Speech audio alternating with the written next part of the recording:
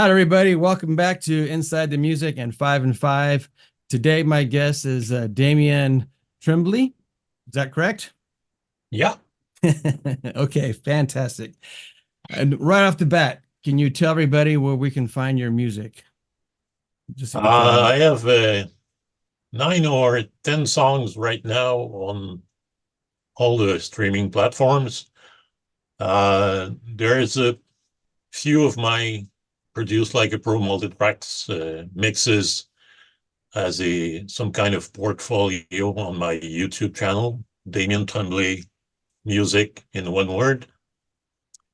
And back in the days, I had a couple of CDs, but uh, there is not that many people interested in CDs nowadays. So That's true. That's true.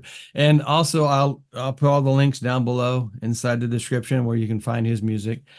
I had the opportunity last night while cooking to listen to about 5 or 6 of Damien's songs, instrumental and fantastic guitar playing, fantastic production. I really highly encourage you all to look him up on Spotify and listen to his music and become a fan. Don't just listen to it. Hit that little I think it's a heart symbol. Add them to your playlist. Let's give them some love. Give them some love. We independent artists need the love from you guys out there. So let's do that. Um, and with that said, and that part out of the way, let's get on to your questions, which okay. I have right here. Damien, Damien has no idea what these questions are. I didn't give him any hint as to what they are. So we're going to jump right on in here to question number 1. Who had the most influence on you choosing to pursue music, a Canadian or American artist? Ah, well, uh, Let me do something here real quick. For those of you who don't know, Damien is located in Quebec. So this is the reason I'm asking this question. Was it more Canadian influence or American influence on your music start? okay. The first actual uh, group that led me to play guitar was Grand Funk Railroad. Oh, wow. Yeah, I I had listened to lots of uh, stuff prior to that, uh, Beatles, Zeppelin, all that. But it's really when I heard Mark Farner Hmm. that I said, "Yeah, I want to do this," because the that kind of bluesy Hmm. uh, groove that they had when they were a trio at the beginning Right. really got me into want to play guitar. Wow. That's the first time I've heard someone say that band as an influence. So that's pretty cool because yeah, they were fantastic. And their music's iconish. So yeah, that's awesome. That's a great answer. What so with that uh, did you pursue that type of music starting off, or did you just kind of, take lessons and learn something else, or what was your how did you go about getting to where you are? Um, you know. I got my first guitar, which was a classical guitar, when I was 14 years old or thing like that. And I couldn't afford, for formal lessons, but the older brother of one of my friends was playing guitar at the time, and he showed me a few chords and a couple of songs. So that's how I started and practiced a lot and tried to figure out how this thing worked by myself. And then, back in 75, uh, no internet, no tabs. Right. the only way was to, record your vinyl record on a cassette Right. and try to figure out what's going on. And Yeah. was, They didn't have, or we didn't have, because I'm, similar age to you. I have a feeling. We didn't have the ability to pull tracks out of songs either. Like with what is that, RX? Inside Cubase, we have a thing where we can actually, put the song up there and then separate all the instruments out and then pull them off, so you can actually sit there and learn what they're doing without having all the other instruments around you. So, yeah, back in the day, we actually had to sit there and really try to pick everything out. you yeah. know. And a couple of years after that, I got my first electric guitar with a really crappy amp. And that Yeah. was a hollow body guitar, so it was feeding back like hell. So, but you have to start somewhere. That's right. That's right. Yep. What do you remember the amp you had? Do you remember what you had? Amplifier? Uh, that was a small 112, 15 or 25 watts Yamaha solid state. Oh, wow. Okay. Some sort of overdrive, but So, like you, I started on acoustic guitar as well. Um, I was about the age of 10. I talked my mom and dad into letting me start playing, and I was taking lessons from, and I'm talking my teacher. She was extremely good looking for my age. That was, oh wow, it kind of opened my eyes up to the beauty of the ladies.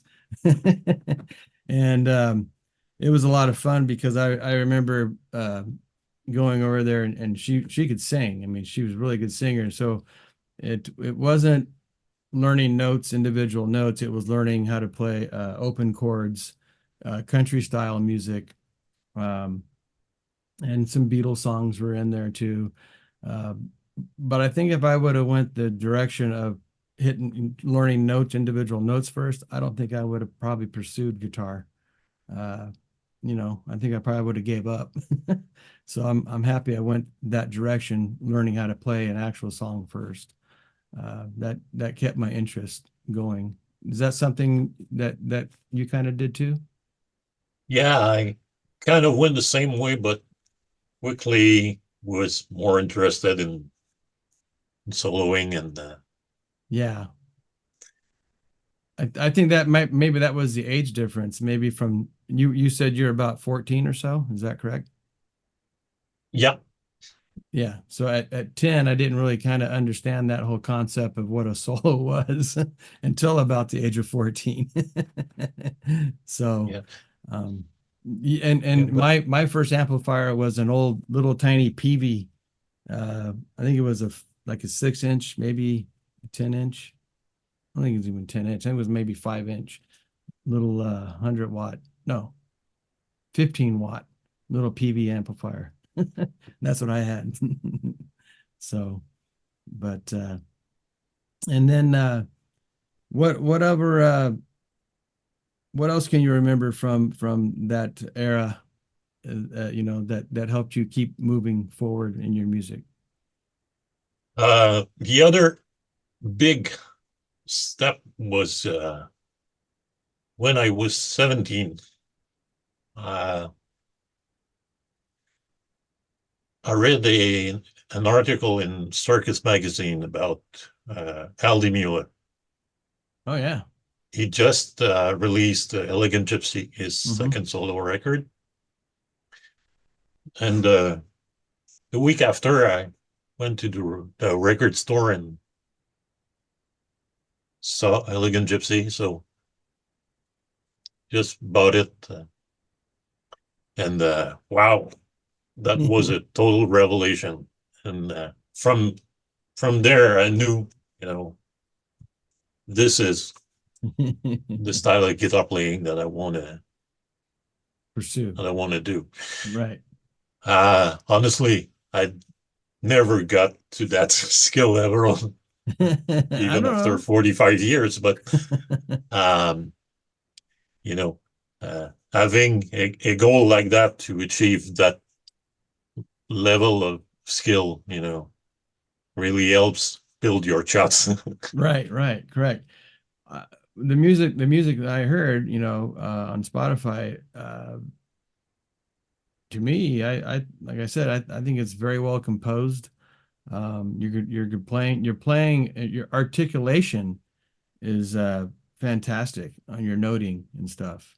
I'm very picky when it comes to bending notes, uh, because there's a lot of guitarists out there that don't quite finish or they go above and Yeah, the bend and or if, so I think when it comes to that type of that thing with playing, you're not, I'm not the fastest guitarist, but what I pay attention to, and I think you do the same thing, is the clarity of what you're doing, and then the tonality of how things are coming off as well too, because just the slightest difference in the pick can make a huge difference in the tone of what you're picking out, and they can make it, from one thing to another.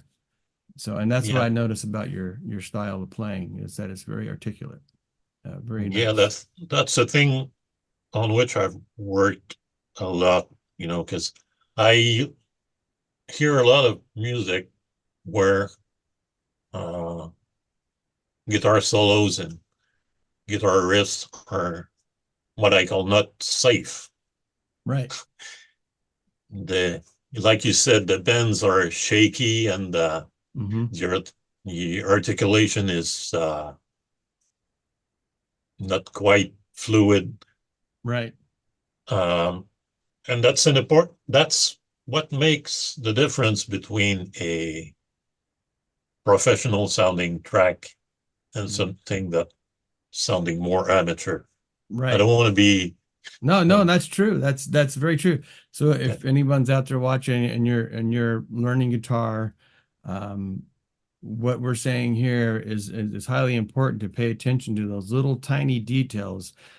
Speed is fantastic.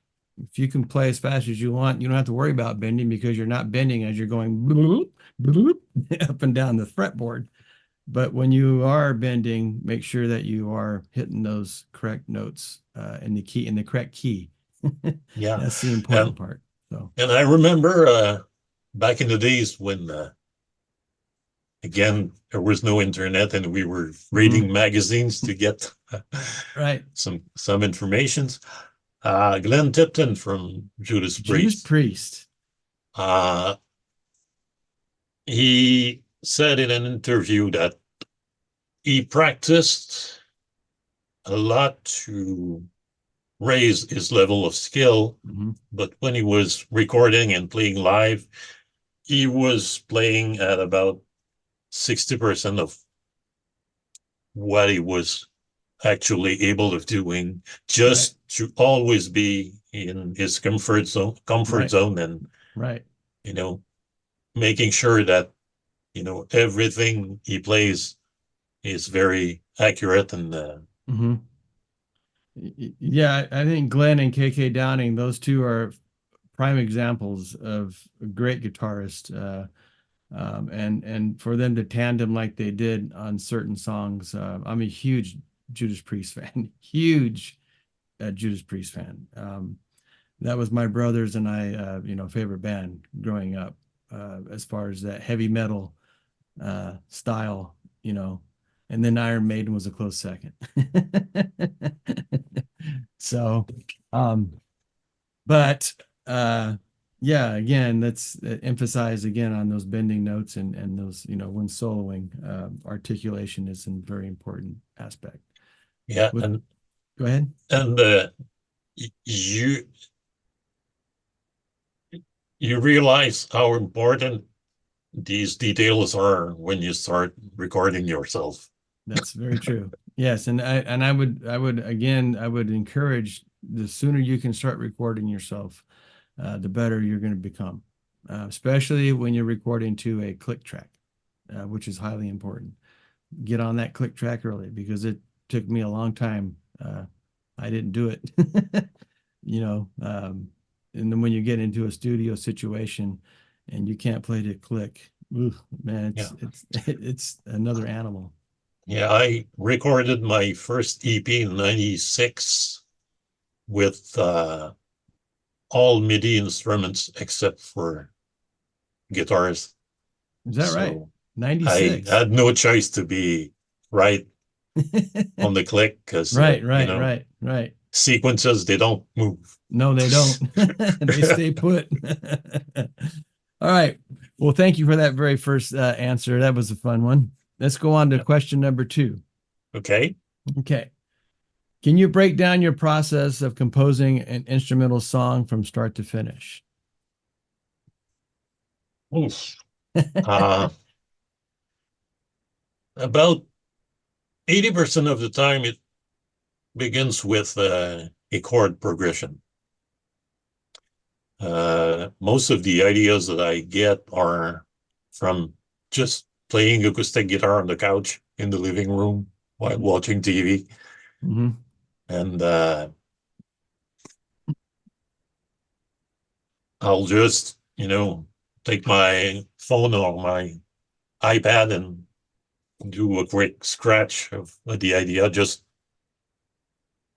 so I don't lose it because, Mm-hmm. at 64, the memory is not what it was in my 20s. So, uh, and then based on that progression, I'll record a basic of Mm-hmm. Scratch track. a scratch track, and sometimes I don't have any idea which direction it will take. So I'll take drum loops or drum patterns in Logic and try different styles, Mm-hmm.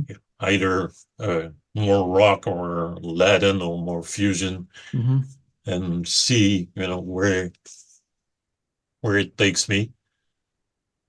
And then when I have a basic rhythm with the groove that suits that chord progression the best, I'll lay down some melodies Mm-hmm.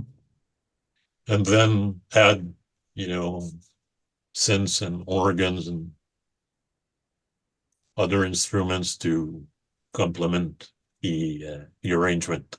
Yeah. And you do a fine job at that. So Yeah, I'm not a very good keyboard player, but with the software tools that we have nowadays, yes. I can get away with it Yeah, I most was of the time. I was laughing because a couple of weeks ago I asked my partner Sergio if he could add something um, to one of our songs, and he said, "Yo, you know what? I'll get my son to do it because he's a really skilled keyboard player." And then after everything was done and said, his son was too busy. So Sergio said, "Yep, that's me on there. That's not that's not my kid there." He said, "That's one finger at a time." you know. So, but it worked, and that's all that Yeah, matters. but when I have some more, intricate stuff Hmm. to do, I just hire a Yeah, real keyboard player. Do the same with drum and bass. yeah. I can play a little drum, for Hmm. sound checks and, Right. uh, basic microphone and placement and balance, but, I would not put my drumming on On a record. one of my final Right. products. Now, do you own a drum set? Yeah. Oh, nice. I want to own one so bad, but I don't have any room for it. So I want to learn how to play drums. That's my next instrument that I want to learn. And I think my kids will be interested in it as well too. You know, Yeah. anything you can go, you know. The It's thing fun. is that it makes life easier to have a drum set here with all the mics on it. Sure. Because, you know, I work with 2 or 3 drummers that are friends of mine. Hmm. And, you know, to just come here, sit down and Right. just hit it. So we save all the trouble of, you know, setting up the kit and placing the Mhm. mics and all that. So Sweet. Now, with another question I'll have for you on this, I'll add to this is, I know you're a member of Produce Like a Pro. Now, have you had the opportunity to collaborate with anybody within the academy? not yet. Yeah, I've yeah, The I've only produced a thing, few. the only thing I did is that I mixed a song by the Ronanes, uh, maybe 3 months ago, Hmm. where I redid some of the guitars. So Nice. I heard them a A little little different, differently. right?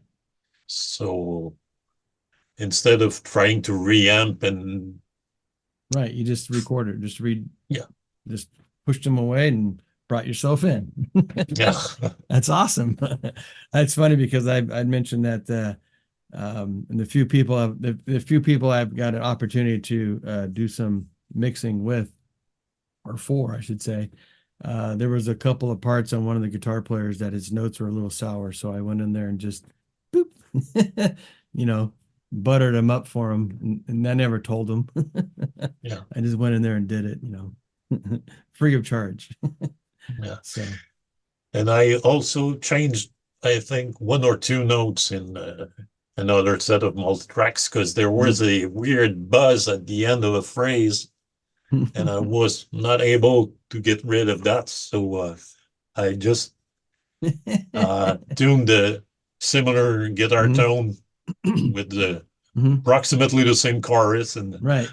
I just popped in those 2 notes so that they no longer were buzzing in the mix. That's awesome.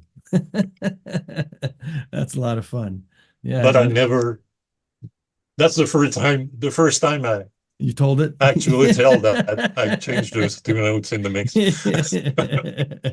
Hey, I'm sure it was an improvement for some reason, you know, for something. That's great, man. That's awesome. Let's go to question 3, and I appreciate you sharing your how you get from start to finish on a song. Um, and again, I encourage y'all, go check out his stuff. It's good. It's really good. Question 3, including self-promotion in this question, are there any areas in music you wish you were better at? Guitar playing first, and arrangements. Yeah, arrangements for me, that's a tough one. My part, thank God I have Sergio because man, he's way better at the arrangement thing than I am. But I've learned a lot from him too. Um, yeah, I explain yourself. What part do you have difficulty with? Just the, you know, Uh, a the lot layout. of my songs are quite linear, Hmm. you know. Uh, what I'm struggling with and trying to improve right now is to have more uh, nuance and you know, and energy level changes in Hmm. my compositions. Um, you know, maybe through some key changes or stuff like that. But I'm currently, you know, Hmm. putting a lot of effort in improving my songwriting skills and arrangements. Yeah. So for me, uh, when it comes to the arrangement, because my style of music, first off, instrumental music writers, um, you guys are way above. For me to compare someone that writes a cookie cutter pop song uh, to someone that writes instrumental work, is you guys have much more involvement. You know, because you're using your instrument as the lead singer uh, as well, not just, so we to where I can write lyrics and have the singer sing those lyrics to whatever they decide they want the melody to become. Um, to where you're writing the melody, and that's creating people's interest to keep focused on that. That to me is way more difficult to do for my experience. Um, so maybe you can expand on how do you go about the melodies when you're uh, composing a song, basically. You said arrangements, but I think uh, this kind of ties into everything. Yeah,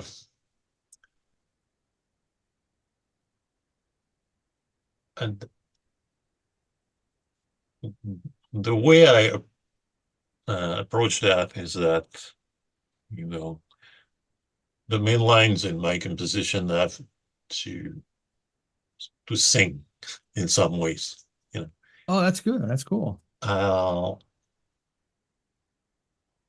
you know, I mentioned Aldemir a little bit. Hmm. Carlos Santana was also a big Hmm. influence on my playing, and if you listen to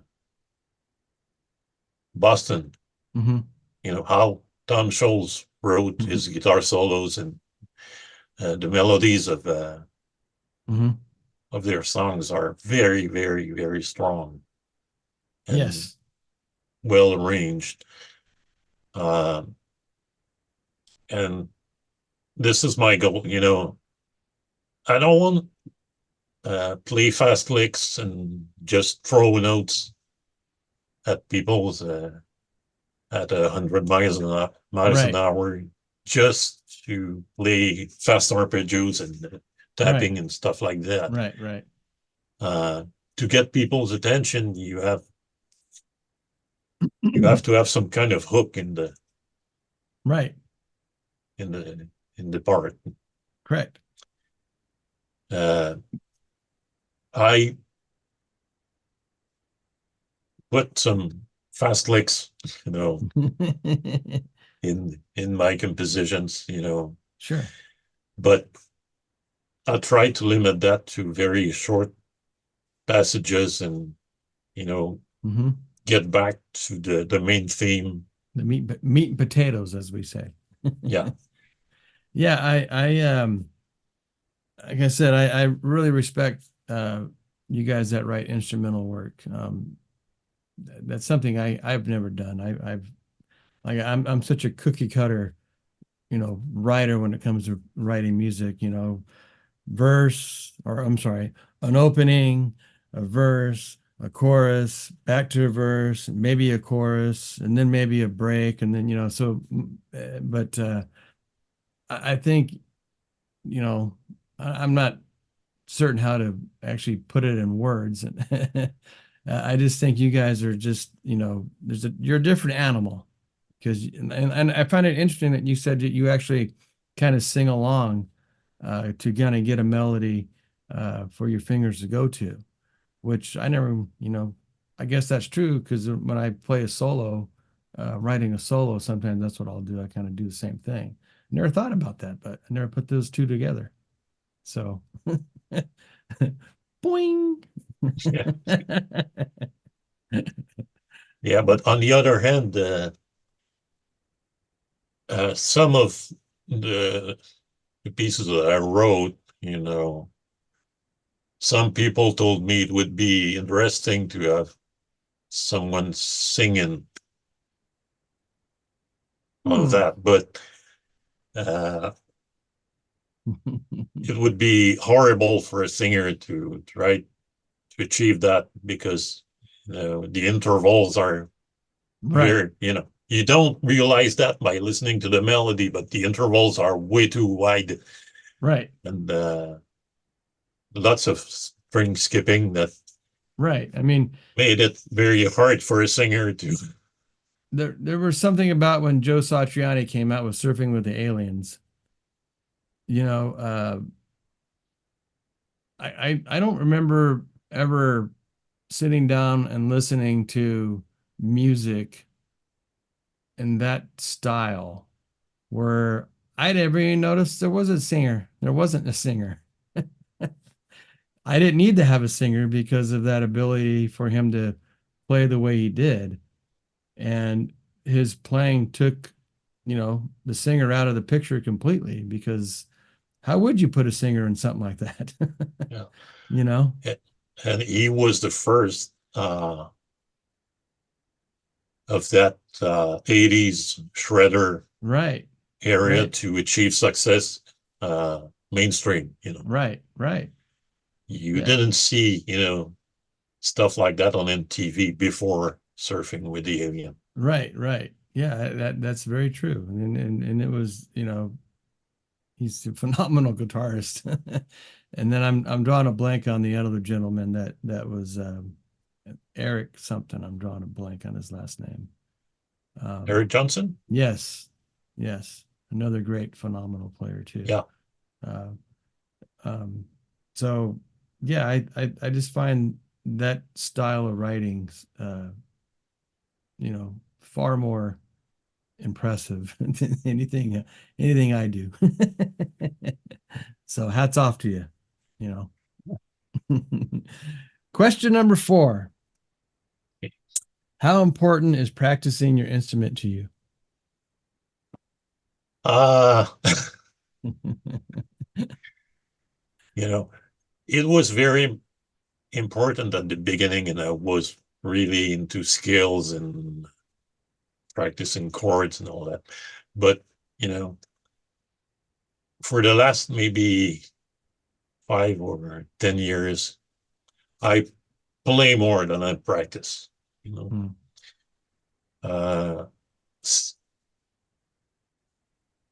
uh, the mixing and recording part of the process have Mhm. taken a big part of my schedule. So I have less time to actually sit down and practice scales, but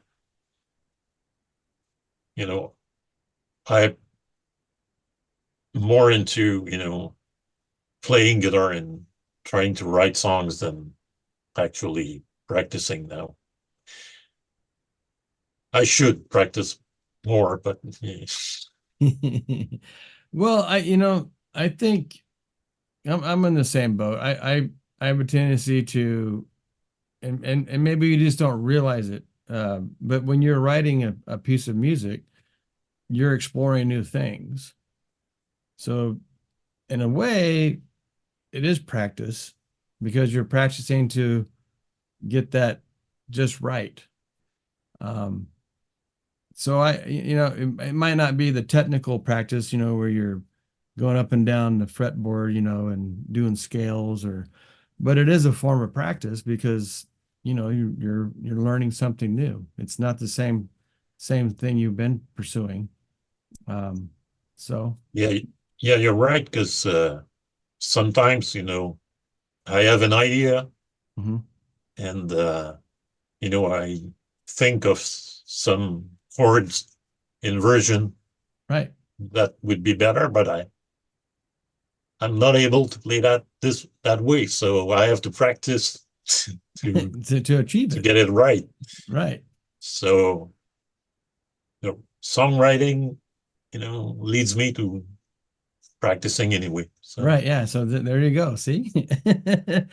And then are you very music theory wise? Are you proficient with music theory, or do you just do everything by ear? mm, most of the time it's by ear, but I'm not. I'm self-taught, so Right. but I know the basics. Are how chords are constructed, the scales, the modes, and all that Right. stuff. But it's not second nature for me, you know. Right. So But I go ahead. I'm sorry. Keep going. Keep yeah, going. I but didn't mean to you know, interrupt you. knowing things like the circle of fifth and you know, the basic stuff about the Mhm. diatonic chords of every scale, you know, it helps a lot, Sure.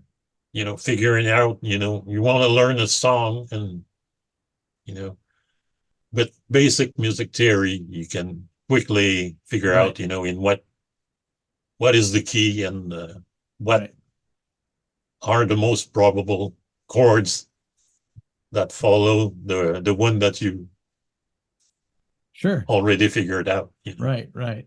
I'm definitely probably the last person should be even doing these interviews because my music theory is, uh, then you see people like Rick Beato and Warren, they can rattle their music theory off, and I can't do that. So respect goes back out there to you all that actually do that, that can. And if you were thrown into a situation to where someone said, "Hey, we're gonna play in the key of blah blah blah," just because you know the circle of fish, you could probably wing your way through it.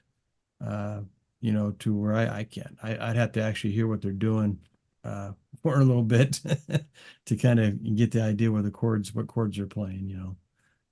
So again, uh, Yeah, but I have enough, music theory knowledge to be able to get, you know, into a situation where, if they tell me mhm, this song is in B flat, boom, right, I'll yeah, get right away at the right place on the fretboard, right, and I'll know, what are the basic diatonic chords in B right. flat. Now, how many songs have you had to play in B flat? That's a not that's a is that something you write in normally? Is that or do you just kind of pull that one out of Oh the no, air? I just pull that out as an example, but because you know, guitar players don't write stuff in Right. those kind of keys, No, I know. That's what I was un- asking. unless you work with a singer and you have to. Push it that direction. Right. Right. And you bring up that's a great point that I don't think that's been brought up yet. When working with singers, I don't know, have you written many songs with singers or No, not many. no? Well, you nailed it on the head. You need to, if they are having a tough time singing in a key, change the damn key to fit them, Yeah, you know, plain and simple. It's going to make everyone's life a lot easier. Don't force the singer to sing in something they can't sing in. Uh, Change the key to your song to fit the singer. Simple. yeah, Uh, and what you can do if you're as a guitar player and not uh, at ease with shifting keys, just drop your tuning a half step, or Cape away. Yeah. yeah, Yeah, it's really not difficult. And in today's DAWs, if you already have all the music already lined out and you're hiring somebody, um, make sure you they know the key of the song so they know first going into it if they can actually even sing in that key. And if you just have to have that person sing that song. The nice thing today with the DAWs is you can just drop the key right there inside the DAW just by transponding it down, or up, whatever direction you want to go. Um, but yeah, I find myself before we complete a song, I'll get Linda inside the room and I'll take my capo and move it up and down to see exactly where we want to go, with it. And that's how I do mine with her. Make sure that she can hit which is the most natural feeling for her, to where she's not having to, strain to do things. So Yeah, it's and important. using a capo, you still can play the Hmm. same open chords, Exactly so right. you're not uh, jeopardizing Right. the actual feel Exactly. of the song. Because, Exactly right. playing everything in bare chords, Right. it sounds different. It does. It does. But you're right. That's why I love the capo. Now, have you ever done that to yourself, where you decide to change a key of a song, or or any part of your music? Have you changed things around to just do something different? Not really. Not really. So once you get locked in, you're happy with what you do enough rehearsing beforehand to know exactly what you want to do, not to have to go back and rewrite something. Yeah, and and the process, the way I work is I do several iterations of the Hmm. song. I don't actually write the song and then record it. Hmm. I'll record the As you go song along. maybe 10 or 15 times, changing stuff and redoing tracks. And Okay. uh, normally I'll do a basic scratch with MIDI drums and Hmm. me playing bass. Then I'll get a drummer to redo the drum, and it will change the groove lightly. So because I let them, Hmm. put their own personality. I guide them. I Hmm. will tell the drummer, okay, I want a cozy powell, old rainbow type of drumming on that Right. song. So just so that they are in the ballpark. But Sure. then they put their own spices and herbs. Yes. Yes. I refer to writing a song, writing music. I use the what's the how am I going to say this here now? I like to say it's like making a meal. So you got to have all the components, and everybody else brings everything in to make it a complete meal. I use that phrase all the time. Yeah. So, And like I said, once the drummer has done the final track, mhm, I'll redo the guitars right. because You got the to groove feel and the feel is right. slightly changed, so it has to lock with the Sure. rhythm section. Right, right, right. And again, I'll use the term meat and potatoes, the drummer and the bass. Yeah, That's that foundation. And, when you have that, when that's good, everything else can be melted around it. That's all the butter, all that, everything else going inside there, the salt and pepper. So, but yeah. Oh, let's see here. Question number 5. What would older Damien say to younger Damien now? hey, practice more and try to get some formal training in music theory. Yeah. Um, I would have to say I'm with you on that one there too. Um, I don't know my poor guitar teacher, because man, he tried his best. He really did. And I was just too dumb to figure that, no, I want to learn how to play music. I don't want to learn all that. But now older Andy would tell younger Andy, learn your music theory, you know. Yeah, and I tried to at some point in my 30s to go to the music school here and get a formal training in music theory and reading. But the thing is that, you've been playing guitar for 15 years. Yep. And now you have to read stuff with Yeah. 4 notes, and you're struggling, and Right. so you very quickly lose the interest in That was mine. Learning that basic stuff. Right. No, I agree with that. I tried the college gig, junior college. Went one semester, had a blast. And then the teacher, he left. They got the new teacher in, and it was not the same. And I don't think I even lasted 2 weeks with that teacher. He just took the air out of the whole, it was fun. The other teacher was fun.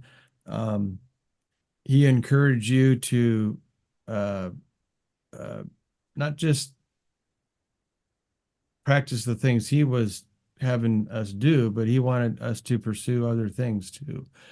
And the next teacher came in and just took the air out of the room. It was just by the book. You got to do it this way. If you don't do it this way, you're going to fail. And I'm like, you know what? No. I I stopped. So again, younger Andy, I wish I would have stayed with more music theory. I really Yeah, do. and you mentioned Rick Beato Mm-hmm. earlier in our discussion, and Mm-hmm. I purchased this His book. music theory Mm-hmm. course. Went through a couple of lessons, but I should, get back to it and Right. try to get better at this, because all that is additional tools Right. for writing and arranging. Correct. And if you're not learning something, then you're doing something wrong. So regardless if you do go back in there, you're going to pick something up from somewhere else, somewhere down the line, which is a process of learning. It's just not going into a book and reading it. So um, you know, uh, doing what we're doing, someone might be watching this and maybe they'll get something out of this, uh, and on styles of writing music. So, Yeah. you know, And, and I think the most, the way I approach that, and for me, the most important thing is when you learn that boring stuff, uh, it's like in recording and mixing, there's nothing sexy and Mm-mm. groovy in tuning a compressor or learning to how to use parametric EQ. Right. Joe Carroll would say something different than that, but Yeah. But uh, the way I do it is you know, watch those tutorials and read Mhm. those books and try to, as quickly as possible, to put them into context and Mhm. use them in an actual Yes. real song that I write or Yep. record. This way, you gain skills Right. as you go. You're not just, Right.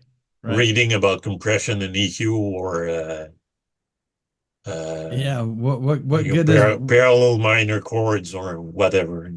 right again? And it goes back to what good if you're only reading it and not actually pursuing it or putting it to something, then you can read everything you want and you can have as much knowledge as you want, but if you don't know actually how to do it when it comes time to do it, what good is it? Yeah, because I You know. watch Joe Carroll's latest Mhm. course Mhm. on Sunday. Mm-hmm.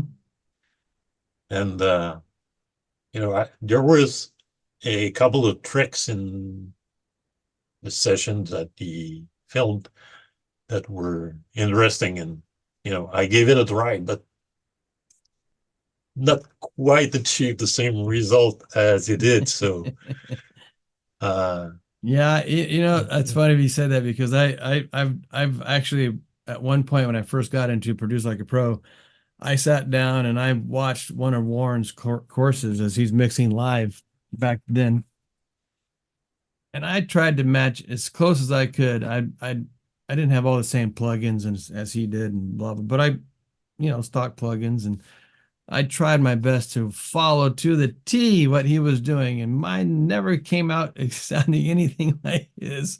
So, I don't know what the hell the difference was. But it sure was fun trying, and it helped me, get that memory muscle going as far as what, how to accomplish something that you didn't know how to accomplish. So, yeah, I think the important thing is to take small chunks at a time and mhm.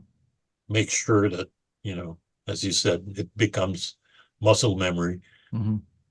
and second nature Right. when Correct. you're working. Right.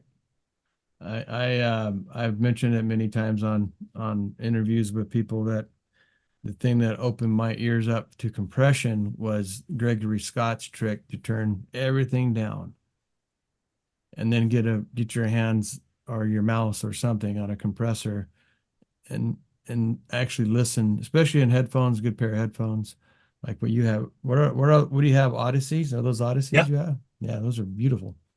Um, you can actually hear what the compressor is doing. When you put the attack to a certain level, when you put the release on a certain level, when you put the threshold to a certain level. And that to me was the biggest ear opener, not but ear opener. Um, you know, to hear actually understand what compression was doing, which I don't think most people quite get it completely, you know. So again, I'm gonna encourage you Yeah, to and uh, turn down. Sarah Carter in her Mm-hmm. chorus, Mm-hmm. she told it to the way she handles that. You go all the way in, with the Mm-hmm. crazy settings, Right. and then Back them and off. then go back. So you really see what's going on with that Right. ratio of compression by Mm-hmm. going all the way. Mm-hmm. Okay, this is what it's doing. It's way too much, so let's Right. roll it Right. back until it makes sense. Exactly. Exactly. And then at that point, when it sounds good, it is good. That's right. Well, that ends all your first five questions. You ready to Are you ready to move on to the rapid fire questions? Yeah, I'll try to focus and give short answers, which is Okay. not in my nature. No problem. If you want to expand on them, have at it. That's what we're here to do. So, okay, question number one. When recording electric guitars, do you record through an amplifier, a DI, both, or do you use an impulse plugin? A mic amp and a DI. Is that right? Yep. So, and what's your amp of choice right now that you're using? Mitsubishi Mark V. Ah, such a glorious amplifier.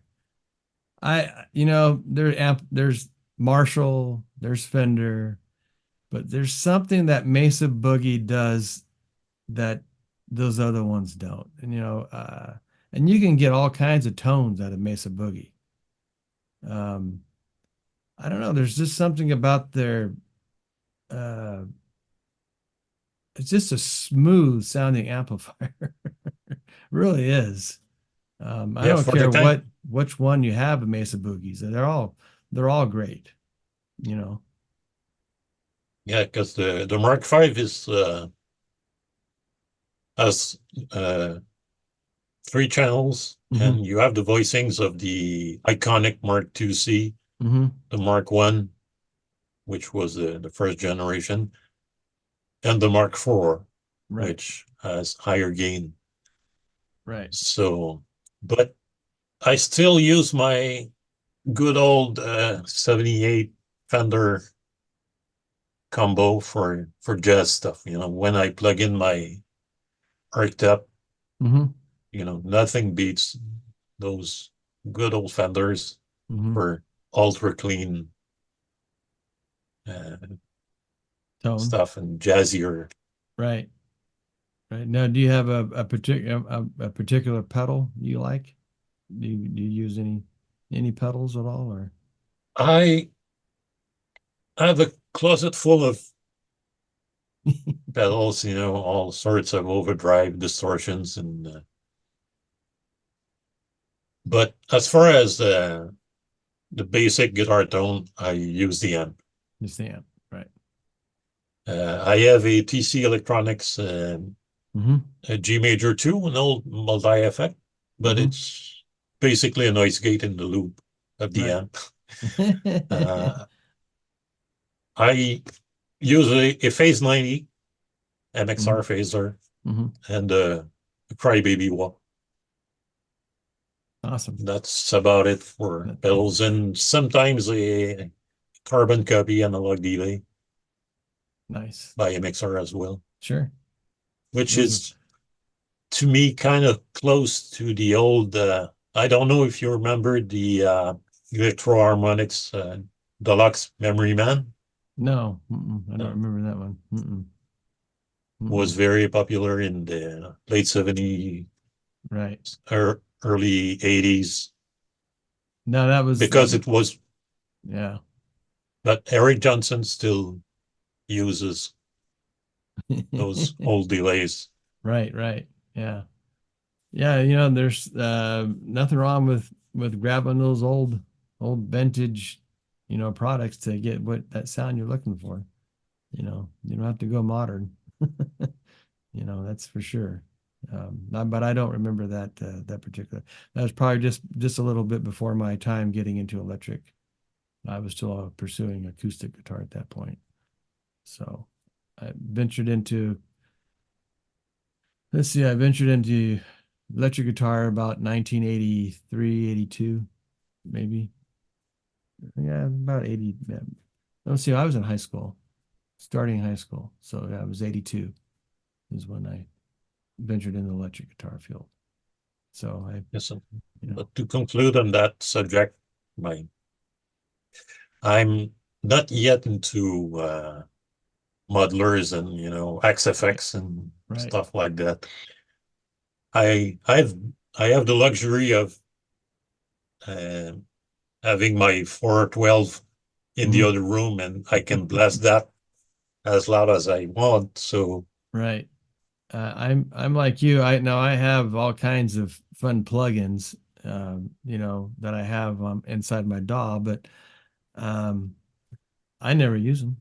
It's just no, for me, it's no fun. I like to touch things, move things with my hands, not with a mouse when it comes to that type of thing. Um, this is this right here is my baby for recording. It's an amplifier and a pedal. It's a tube. Got a tube amp. Sounds great. Uh, Highly impressed. And you can get a brand new one for like $250. And you can do anything you want with it. It's a Blackstar Depot 10 yeah, pedal. and I looked at the Friedman IRX, which is the Hmm. basically a Friedman 2 preamp Hmm. with a with an IR Right, right, that simulates the power amp. So right. uh, four knobs, Yeah, volume, bass, mid, treble. right. That's it. That's it. Yeah, but there's something about that touching those knobs. It's way more fun than looking at your computer screen trying to figure out the tone you want. So, Anyway, Yeah, and I'm old that's school. the reason why I have a control surface Yeah. for mixing as well. Yeah. Yeah. I now for mixing, it's all about my mouse. I have a little tiny Behringer X1 that I just use for automation. That's pretty much it. Anyways, question 2: recording acoustic guitars, mic only, DI, or both? Mic only. Mic only. You're like me. That's me. Yeah. Reason is because my Taylor doesn't have a pickup on it. Oh, let's see. It makes life easier. I don't have to because I can't. That's awesome. I'm a big I'm not a fan of the DI tone. I know a lot of people they'll do both and then they'll blend them together. Uh, but I like to find two microphones, place one in a different area to achieve that same type of thing. Uh, that's my thought anyway, because that's how a acoustic guitar sounds. It's supposed to be pushed out towards you. You know, when you're playing live, that's fine for playing live. But when you're Yeah. recording, it should sound more like the acoustic guitar does. For me, anyways. So, question number 3. Let's see, wait a minute. Did I get that wrong? Oh, no. Question number 3. What's your go-to mic for recording acoustic guitars?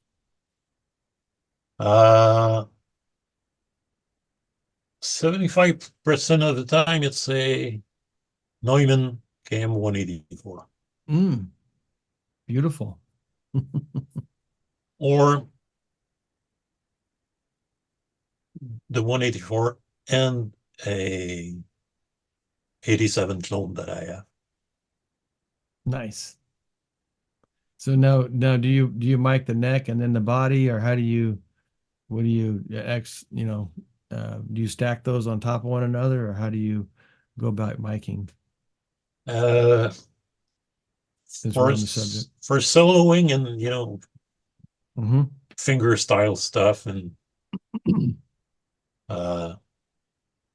usually that's one at the around the 12th fret and Mm-hmm. one at the back of the body behind the ridge. Behind. Oh, interesting.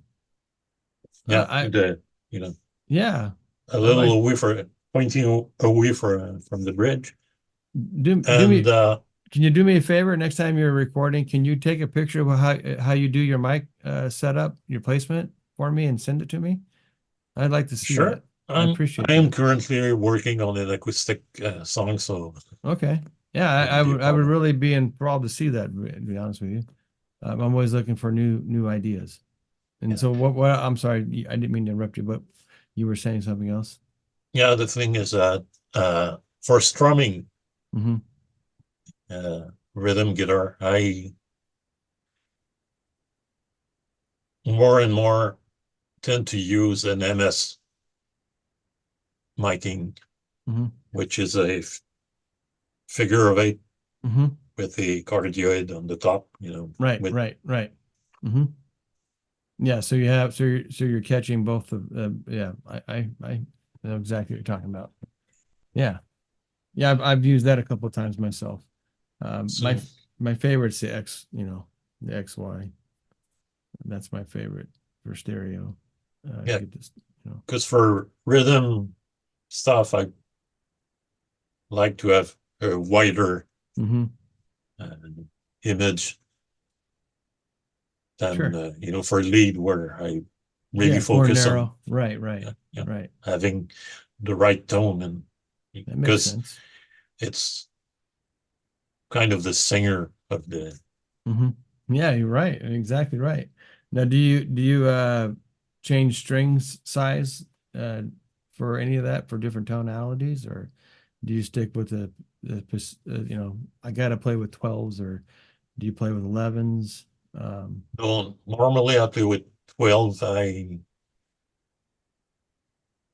try going up to 13s, but my old Yeah. hands are not Yeah. able to handle that. Oh, my left hand doesn't like those those thick strings anymore. You know, that just I'm down for, you know, a couple days after playing something thick. I can't do it anymore either. Nope.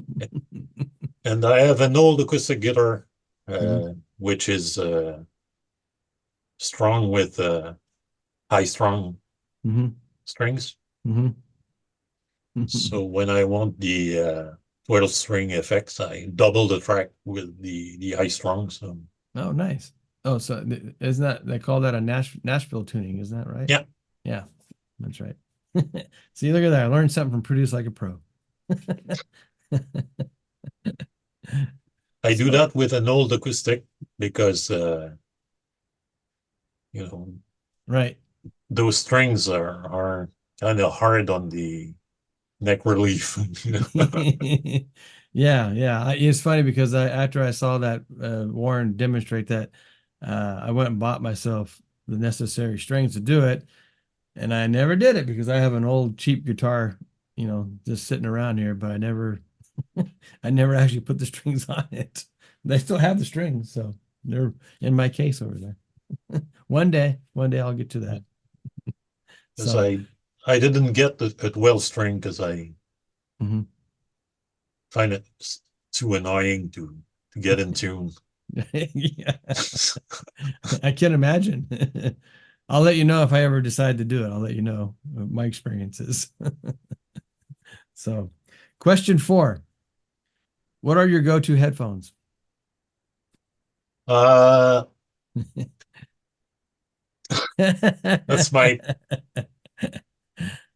that's my birthday, last year's birthday Birthday gift present? from me to myself.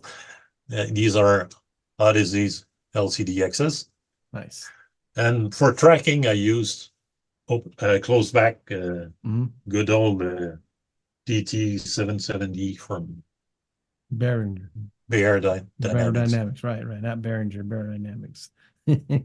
And I have also a pair of Sony 7506, Hmm. which are very mid forward. And Hmm.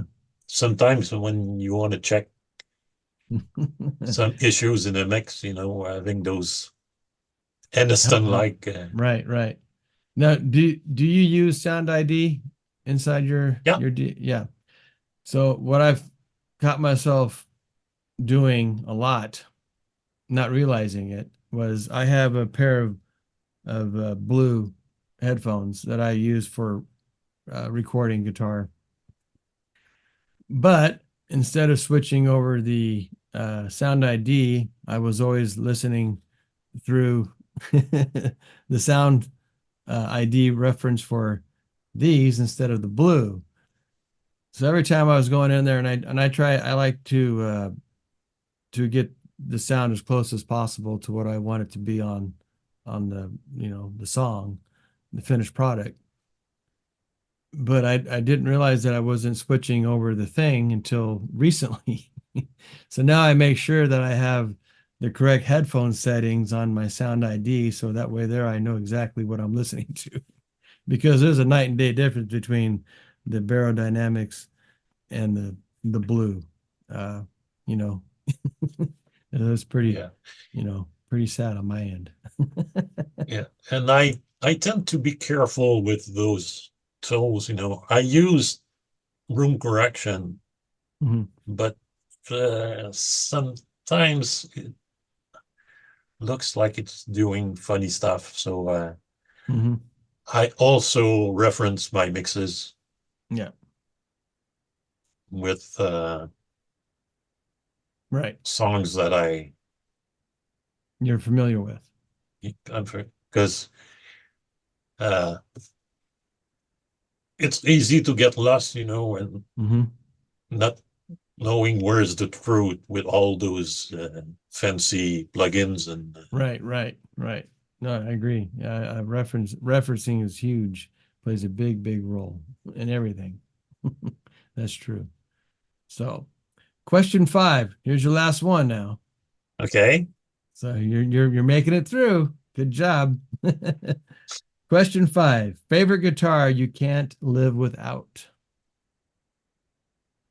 Uh, Right now, it's my Les Paul. Nice.